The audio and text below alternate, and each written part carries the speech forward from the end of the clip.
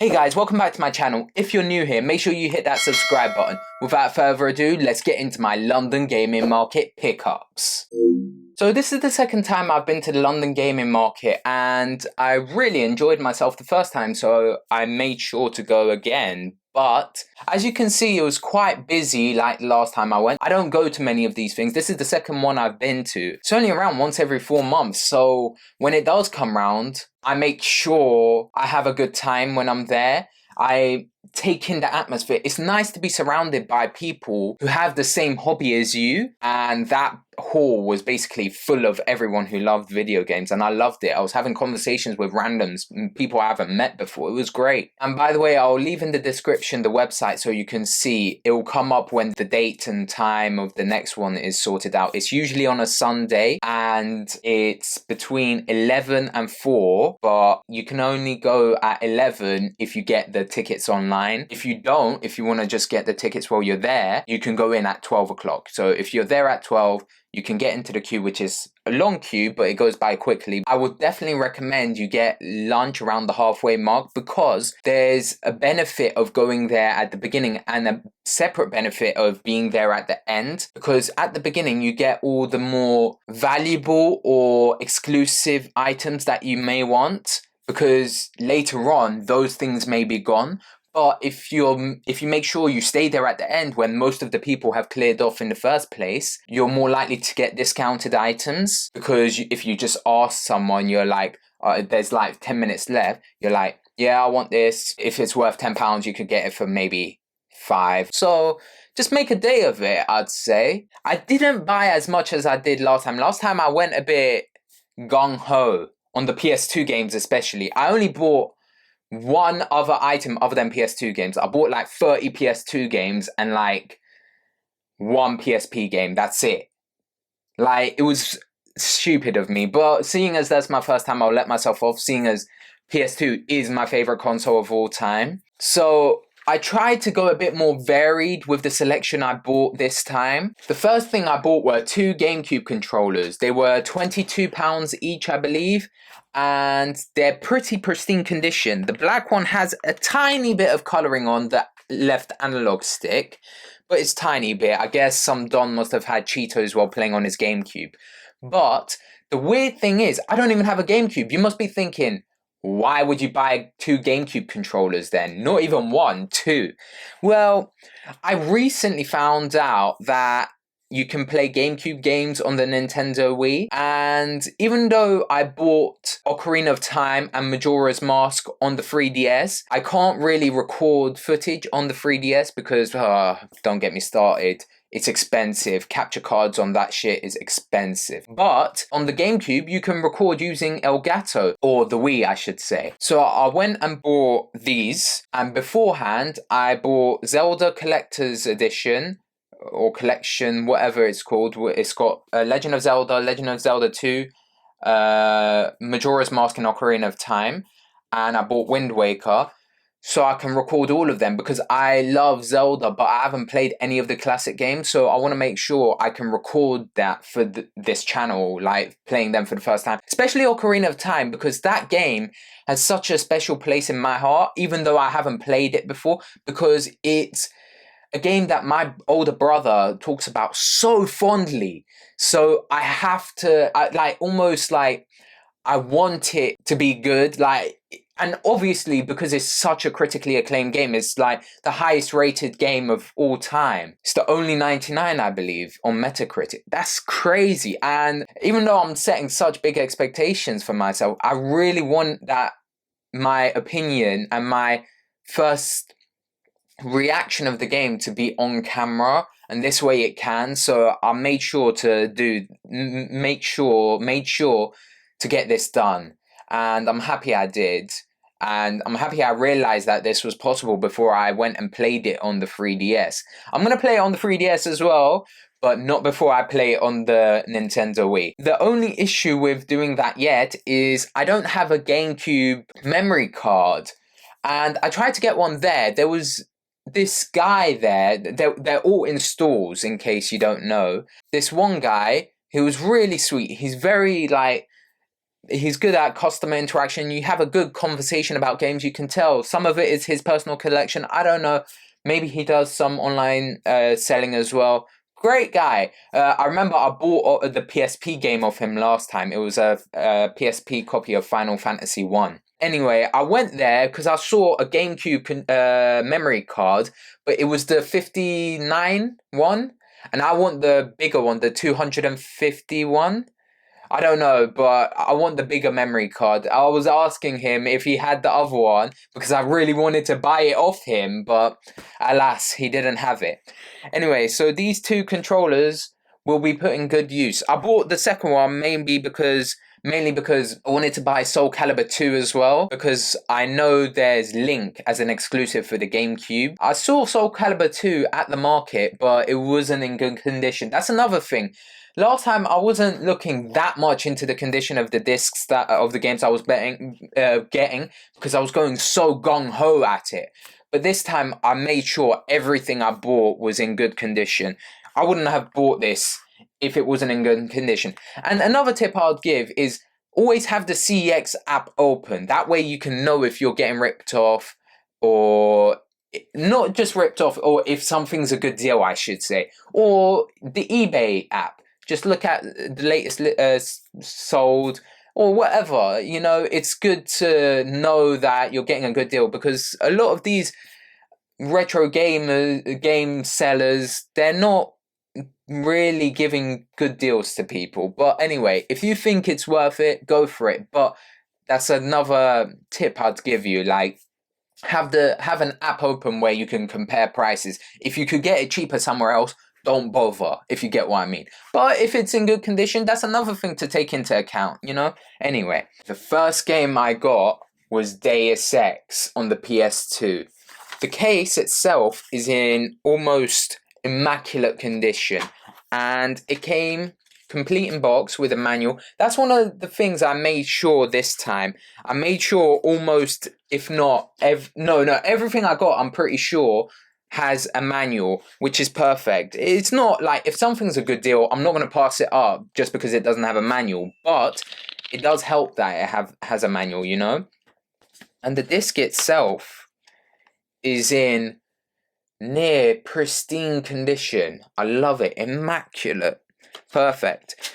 The only experience I have with the Deus Ex series is the latest one on PS4. I enjoyed it. It wasn't amazing in my opinion, but I am curious to see where the series stemmed from, and I know the series has a cult following, so yeah, I'm curious. It's a first-person shooter where you can do augmentations on yourself. It's a bit stealthy, you can be if you want, so I'm curious to see if that core premise is in the original as well. The next two games I got from the same seller, Valkyrie Profile 2 and Ark Twilight of the Spirits. I haven't played any of the Ark the Lad games, but I believe they are strategy tactical RPGs, which I don't have a whole lot of experience with. I haven't really played any, I don't think, but I do want to get into them, and this was a cheap option for me. I do intend on getting Triangle Strategy as well, but this, I got it for £6, and again, came with the manual, and the disc, again, I made sure was immaculate. We recently saw in that State of Play that Square Enix are making a sequel to Valkyrie Profile called Valkyrie Elysium, and it looks okay, but I know that I had heard of the Valkyrie Profile series before, but I don't think Valkyrie Profile 1 came out in Europe, so I don't know how to play it. So that's one of the reasons why I never got into it. But this one, like, I sort of got more tempted into buying it because of the reveal of the Valkyrie Elysium. And I know the gameplay, the combat is slightly different. This is more of a turn-based system from what I hear.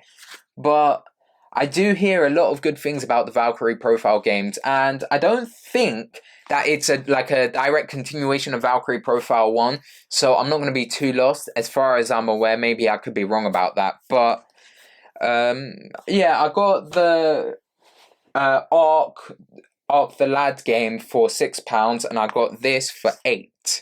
And yeah, this one as well came with the manual and again, pretty good condition disc. No scratches, which I love to see. A question I have for all you collectors out there. You know, some of the PS2 cases are slightly different. I wonder why. If you could let me know, I'd appreciate it. Like, there's this one without the memory card thing at the top, space for the memory card. And this one with the space for the memory card. And like, I prefer the place to insert the disc way more on this one. So not just the memory card, but because of that, I definitely prefer this case. But let me know if like all copies of Valkyrie Profile 2 had this sort of case, or if some of them had this sort of case as well, because I definitely prefer this one. This one was a bit of an impulse buy, probably the only impulse buy of the evening. I saw that this was quite a good deal, and the only reason why they could have priced it so low is that the case isn't in the best condition, because the disc is great. It comes with a manual and everything. Anyway, Sly 3. I've already got the Sly Trilogy on the PS3, so like I said, this was a bit of an impulse buy. I saw this for £8.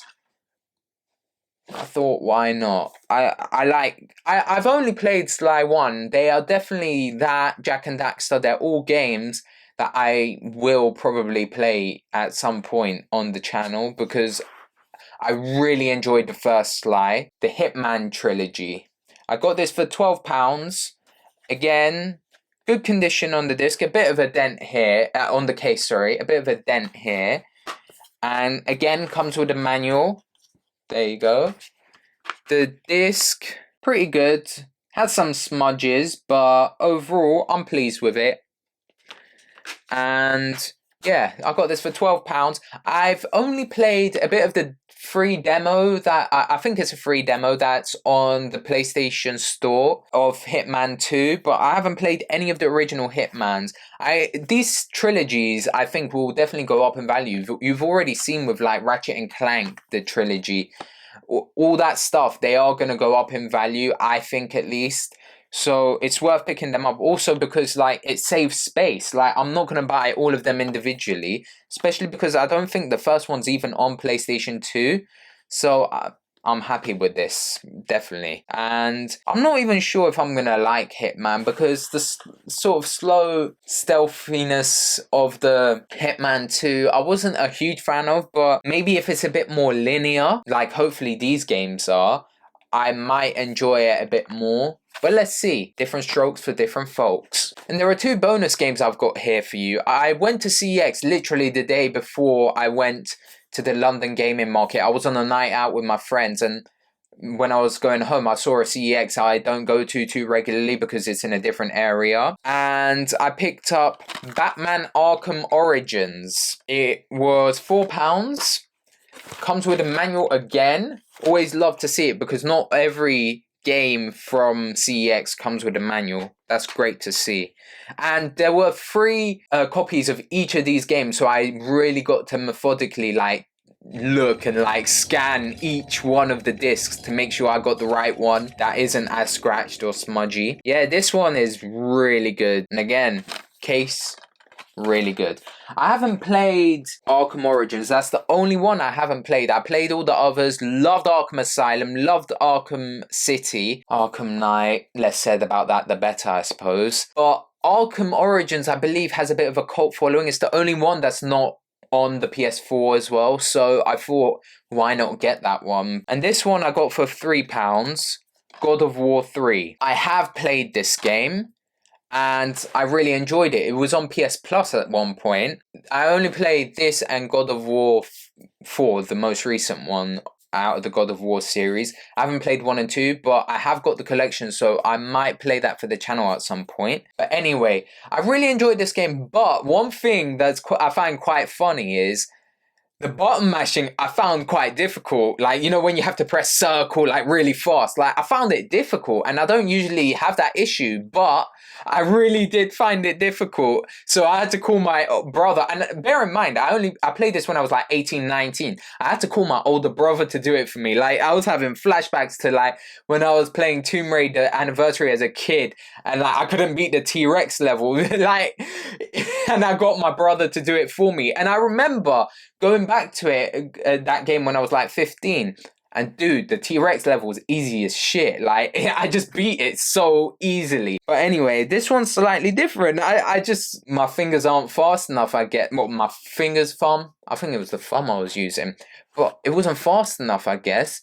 So, like, I was just calling my brother in to do that stuff.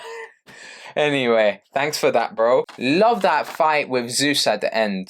Really good. Good fun. Anyway, that's going to be it for today's video. Make sure you drop a like on the video if you enjoyed it. Comment whether you think I should do this for every London gaming market. Perhaps even vlog it next time. And subscribe if you haven't already. See ya.